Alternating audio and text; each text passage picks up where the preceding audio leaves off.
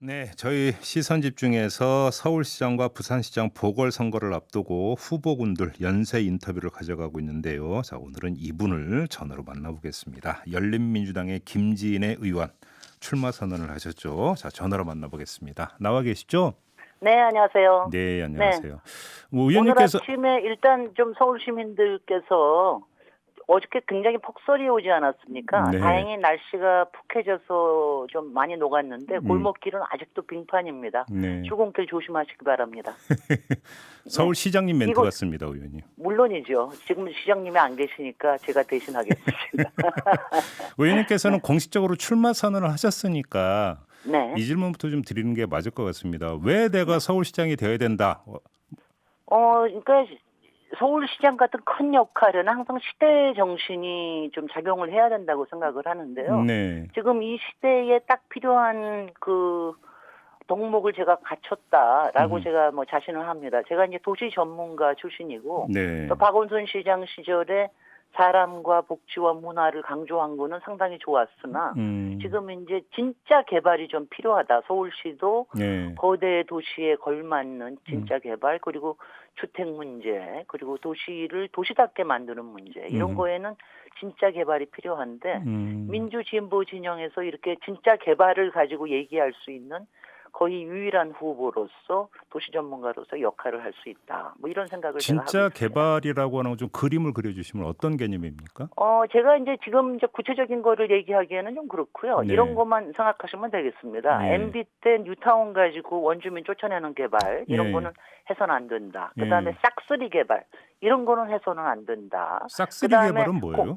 싹쓸이는 그냥 재개발처럼 완전히 다 철거하고 그러고 나서 이제 예, 단지를 만들고 예, 예, 하는 예, 예. 이런 것들은 해서는 안 된다. 음, 그다음에 모든 걸 이렇게 담장으로 둘러싸여 놓고 도시를 만드는 게 아니라 자꾸 마을을 만들고 그 안에서 이렇게 성을 만들려고 하는 이런 것들은 좀 해서는 안 된다. 네, 뭐 그다음에 가능하면은 대중교통 특히 우리 서울은 지하철이 좋으니까는요. 네, 지하철을 이용해서 꼭 차를 갖지 않아도 잘 소통이 되고 음, 순환하는 이런 도시를 만드는 거 이런 게 굉장히 중요하고요. 네, 그다음에는 이제 제가 아무래도 이제 전문가 출신이다 보니까 오랫동안 서울시의 여러 가지 부분에 대해서 제가 좀 봐왔지 않습니까? 예, 그런데 지금 특히 서울시가 그 광역권, 수도권까지 연결을 해가지고 굉장히 큰 광역 도시로 발돋움할 수 있는 이런 때거든요. 그런데 네, 지금 이걸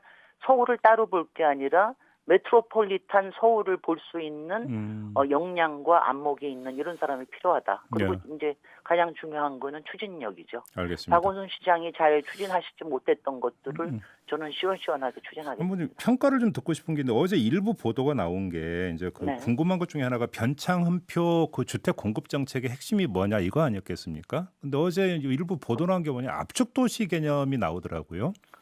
그러니까 이제 고밀 개발에 관련된 거는 분명히 필요하고요. 예, 저는 이제 장관 측이나 아니면 민주당 측에도 확실하게 얘기를 전했습니다. 예, 이거는 이제 대서로 필요하나 음, 뉴타운 때처럼 특별법 같은 거로 만들어 가지고 부동산 광풍을 일으키는 거는 절대로 해서는 안 된다. 네, 그다음에 모든 거를 공공에서 수용해가지고 토지를 수용해가지고 한다라는 이런 생각은 하지 말아야 된다. 어, 어떻게 하든지 공공민간 파트너십이고 이게 민간의 활력을 촉진할 수 있는 이런 쪽으로 갈 수 있어야 된다. 그리고 예, 이거는 서울시장이 있을 때 같이 제도적인 설계를 하는 게 중요하다. 이런 거를 제가 기자회견도 했고요. 예. 각계 장관실과 또 더불어민주당의 또 김태년 원내대표께도 제가 아주 음. 간곡하게 말씀을 드렸습니다. 제가 아무래도 그러면 이제 열린민주당이 작으니까는요. 저희가 예.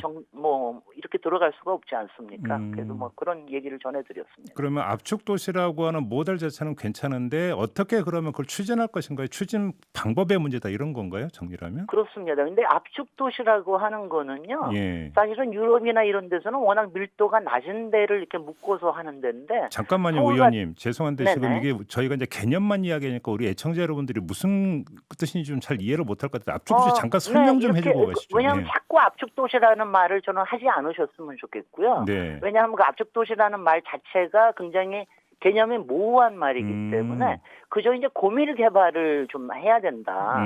가령 제가 역세권의 미드타운을 얘기를 했는데 네. 역세권을 되게 보면은 몇 개 지역 빼놓고는 그냥 큰 길가에만 높은 개발이 있고 뒤로 들어가면 바로 이면도로에 기껏해야 5층짜리 이런 것만 들어가 있습니다. 맞아요.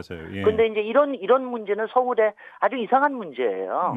이게 그동안 아파트 단지나 초고층 주상복합만 하기 때문에 이런 문제가 생겼는데 그게 아니라 그 지역을 한 디스트릭트를 어느 정도의 밀도를 높이면서 그리고 거기에 숨통을 틔우는 공원이나 특히 길을 걸을 수 있게 이렇게 만드는 이런 게 그 미드타운의 개념이라고 보면 되시겠습니다. 그러니까 이제 조그만 하나의 권역, 조그만 이제 블록에 뭔가 생활 인프라도 다 갖춰져 있고 네. 그러면서 하나의 조그만 이제 도시 개념이 되는 어떤 고밀도 개발 이렇게 이해하면 저는 되는 거죠. 그거를 도시다운 도시라고 생각을 합니다. 알겠습니다. 네. 그런 도시다운 도시를 만드는 게 역세권을 중심으로 한 미드타운의 개념입니다. 근데 의원님께서는 지금 그 정부의 1가구 1주택 정책 기조에 대해서 문제 제기를 하셨던데 어떤 문제의식입니까?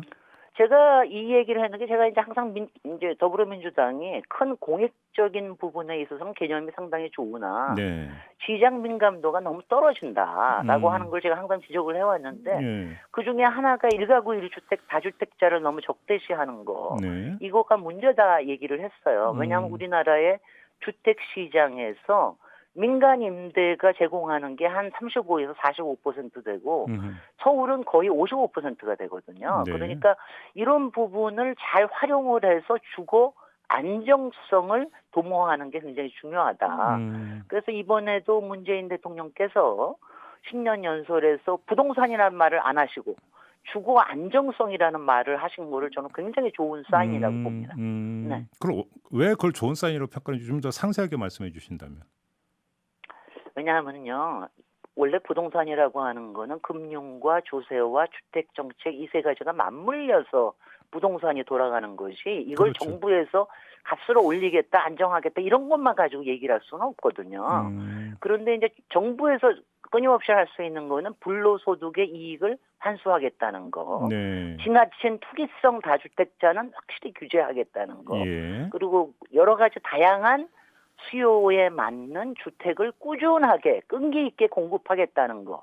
이거를 사인을 계속 주어야 됩니다. 근데 그런 사인을 주는 부분에 있어서 앞에 두 가지 부분에 대해서는 정부가 나름대로 역할을 했으나 세 번째에 주택 생태계를 건강하게 만드는 주택 공급에 대해서는 좀 등한시 해왔던 게 있기 때문에 네. 이번에 대통령의 메시지나 앞으로 나올 변창흠 장관의 메시지가 그런 쪽으로 나오기를 기대하고 그럼 있습니다. 관련해서 요거 하나만 좀 여쭤볼게요. 물론 민주당은 네. 아니라고 손살에 치고 있기는 한데 다주택자에 대한 양도세 중과 방침을 완화하는 거 아니냐는 얘기가 계속 말도 안 나오는데 되는 얘기죠, 그거는. 그거는 그건 저는 그런 게 민주당의 문제라고 생각이 됩니다. 예. 그 주변에 왜냐하면 한 번 원칙을 세웠으면은요, 그 예. 원칙을 계속해서 가야지. 그걸 예. 적용도 안 하고 하면 그러면 흔들리는 겁니다.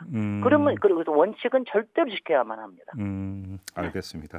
자, 정책 문제는 이 정도로 가름하고 정치 문제를 좀 여쭤봐야 될 것 같은데요. 어제 우상호 의원 만나셨죠? 네네. 단일화 논의를 하셨던데 의원님이 요청해서 만난 자리라면서요. 저는 우상호 위원을 도와주려고 만난 거고요.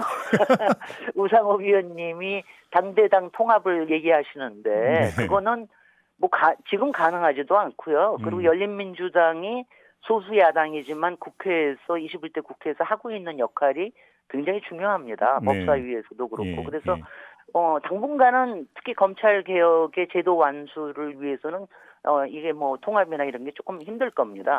그렇다면은 예. 저희가 뭐 10년 전에 박원순 모델에서 우리가 성공하는 걸 보지 않았습니까?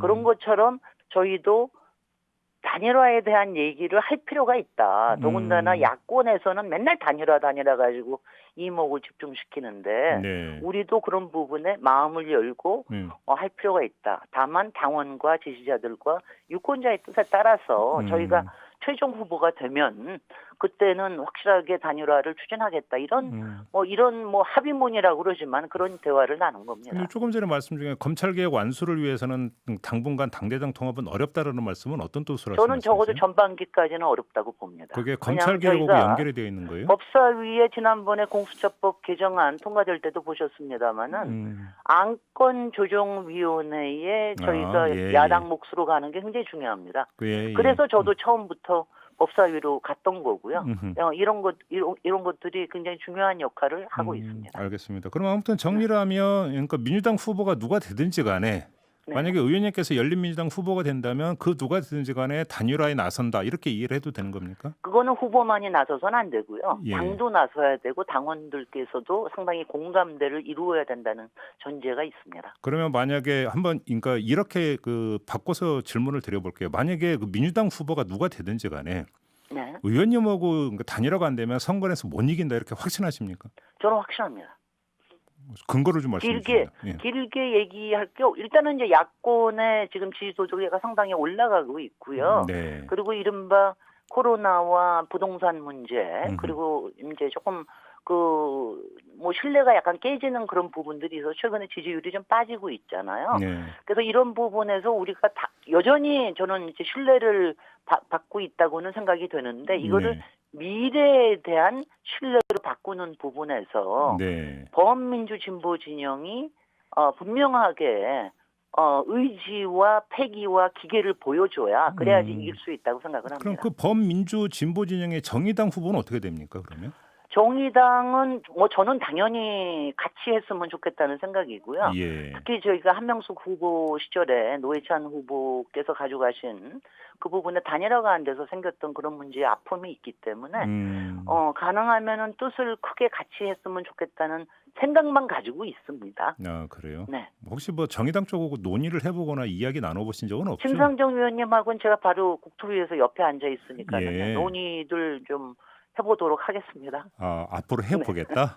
네. 아직은 한 적은 없고? 왜냐하면 제가 이런 뜻이 있다라는 거는 이미 여러 기자회견이나 얘기를 했기 때문에 예. 그쪽에서도 모르시지는 않을 겁니다. 알겠습니다. 근데 어제 갑자기 정봉주 전 최고위원이 경선 도전을 선언을 했어요. 이거 어떻게 된 일이에요? 굉장히 반가운 일입니다. 왜냐하면 열린민주당은 열린 추천으로 해서 네. 거기에서 추천된 사람 중에 의지가 있는 사람이 예선을 하는 거거든요. 근데 이제 서울시장 같은 경우에는 3명이 이렇게 나왔는데 그중에 한 분은 고사하셨고 저와 정봉주 의원께서 이제 경선을 하겠다. 저도 에너지가 상당하지만 정봉주 의원의 에너지도 엄청나게 크기 때문에 네. 이 경선 자체에서 좋은 역학이 일어날 것이라고 봅니다. 그럼 경선 방식은 어떻게 되는 거예요? 경선 방식은 저희는 이제 토론회와 정견 발표와 패널 토론과 이런 것들을 거쳐서 예. 기본적으로는 전 당원 투표를 하는 것이 예. 열린민주당의 당원입니다. 예. 근데 정봉주 전 최고위원 같은 경우는 아직도 재판이 진행이 되고 있지 않나요? 혹시? 재판이 진행되고 있지만 1심에서 무죄, 이제 곧 선고가 또 한 번 2차 2심이 있는데 네. 어떤 결과가 나올지 모르지만 최종심까지는 모든 분들을 이제 무죄라고 무죄 추정을 적용해야 되는 거 아닌가 저는 그렇게 생각하고 있습니다. 알겠습니다. 네. 자, 오늘 말씀 여기까지 듣도록 할게요. 제가 한 가지 질문지에는 있지만 네. 질문을 안 하셔서 제가 하나만 얘기를 짧게. 하겠습니다. 예. 네. 나경원, 박영선 후보에 대한 질문인데 제가 한 가지만 확실하게 얘기 드리면은요. 아내 맛으로 서울시장을 하겠다고 하는 거는 굉장히 구태의연한 방법이라는 거. 예능 프로 나온 거. 이런 진보하고 노회한 방식으로 서울시장을 하겠다는 이런 거는 좀 이제는 없었으면 좋겠다. 확실하게 알겠습니다. 말씀드립니다. 혹시 의원님한테는 출연 요청 없었어요? 요청이 왔어도 당연히 안 하죠. 알겠습니다. 네. 마무리할게요. 네, 고맙습니다. 네, 지금까지 열린민주당의 김진애 의원이었습니다.